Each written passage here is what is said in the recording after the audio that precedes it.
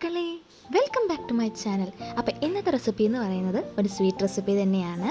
അപ്പോൾ നമുക്ക് പെട്ടെന്ന് തന്നെ ഡിഷിലേക്ക് പോകാം. ഒരു ഈസി ബാദുഷ എങ്ങനെ ഉണ്ടാക്കുന്നതെന്ന് നോക്കിയാലോ. അപ്പോൾ നമുക്ക് ആദ്യമേ ഡ്രൈ ഇൻഗ്രീഡിയൻസ് ഒന്ന് മിക്സ് ചെയ്ത് വെക്കാം. അതിനായിട്ട് ഞാനിവിടെ ഒരു 185 ഗ്രാം മൈദ എടുത്തിട്ടുണ്ട്. അതിലേക്ക് 1 ടീസ്പൂൺ ഷുഗറും 1 പിഞ്ച് ഉപ്പും അതുപോലെ തന്നെ ഒരു 1/8 ടീസ്പൂൺ, അതായത് 1/4 ടീസ്പൂണിലും പകുതി ബേക്കിംഗ് സോഡയും 4 ടേബിൾ സ്പൂൺ നെയ്യും 2 ടേബിൾ സ്പൂൺ തൈരും ചേർത്ത് നമുക്ക് നല്ലോണം ഒന്ന് മിക്സ് ചെയ്തെടുക്കാം. നമ്മൾ അധികം വീട്ടിൽ ട്രൈ ചെയ്യാത്ത ഒരു സ്വീറ്റ് റെസിപ്പിയാണത്. കൂടുതൽ നമ്മൾ കടകളിലാണ് ഇത് വാങ്ങി കഴിക്കാറുള്ളത്. എന്നാൽ പിന്നെ ഒന്ന് പരീക്ഷിച്ച് നോക്കാം, വീട്ടിലുണ്ടാക്കിയാൽ എങ്ങനെ ഉണ്ടാവുമെന്ന്. പരീക്ഷിച്ച് നോക്കിയപ്പോൾ ഒരു ഉഗ്രൻ സാധനം കേട്ടോ, നല്ല കിടിലൻ ടേസ്റ്റാണ്. അതുകൊണ്ടാണ് ഞാൻ ഈ റെസിപ്പി നിങ്ങൾക്ക് ഷെയർ ചെയ്യാമെന്ന് വിചാരിച്ചത്.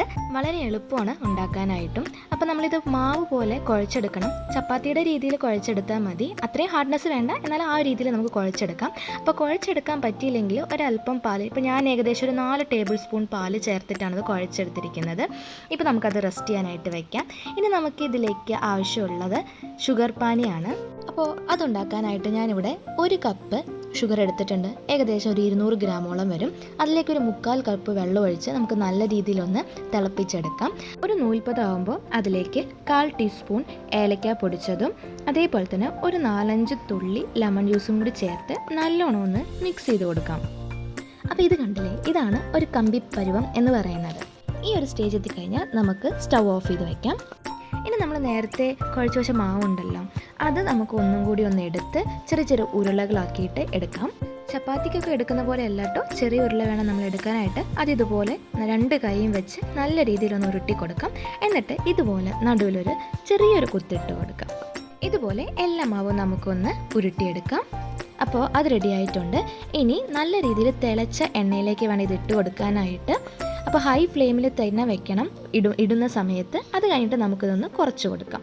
അപ്പോൾ 2 ഭാഗവും നല്ലോണം മുരിയാനായിട്ട് തിരിച്ചു മറിച്ചിട്ട് കൊടുക്കണേ. 2 സൈഡും നല്ല മുരിഞ്ഞതിന് ശേഷം നമുക്കിത് കോരി മാറ്റാം. എന്നിട്ട് ഇത് ചൂടോടെ തന്നെ ഷുഗർ പാനിയിലേക്ക് ഇടാൻ മറക്കരുതേ. ചൂടോടെ ഇട്ടാൽ മാത്രമേ ആ ഷുഗർ സിറപ്പ് നല്ലോണം ഇതിലേക്ക് അബ്സോർവ് ആകത്തുള്ളൂ. അതുകൊണ്ടാണ് ചൂടോടെ തന്നെ ഇടാനായിട്ട് പറയുന്നത്. ഇനി ഇതെല്ലാം നമുക്ക് നല്ലോണം ഒന്ന് സിറപ്പിലേക്ക് മുക്കി കൊടുക്കാം. ഇനി നമ്മളിത് ഏകദേശം ഒരു 1/2 മണിക്കൂറെങ്കിലും ഷുഗർ സിറപ്പിൽ തന്നെ മുക്കിയിടണം. അപ്പോൾ അത്രയേ ഉള്ളൂ, നമ്മുടെ ടേസ്റ്റ് ജ്യൂസി ആയിട്ടുള്ള ബാദുഷ ഇവിടെ റെഡി ആയിട്ടുണ്ട്. കാണുമ്പോൾ തന്നെ വായിൽ വെള്ളം വരുന്നില്ലേ? നല്ല ടേസ്റ്റാണ് കേട്ടോ. എല്ലാവരും ഇതൊന്ന് ട്രൈ ചെയ്ത് നോക്കണം. വളരെ ജ്യൂസിയാണ്. ആ ഷുഗർ സിറപ്പൊക്കെ നല്ലോണം ഉള്ളിൽ ഇറങ്ങിയിട്ടുണ്ട്. അപ്പോൾ വീഡിയോ ഇഷ്ടമായെങ്കിൽ ഒന്ന് ലൈക്ക് ചെയ്ത് ഷെയർ ചെയ്യാൻ മറക്കരുത്. അടുത്ത നല്ലൊരു റെസിപ്പിയായി വരുന്നത് വരയ്ക്കും സ്റ്റേ ട്യൂൺ. Happy cooking.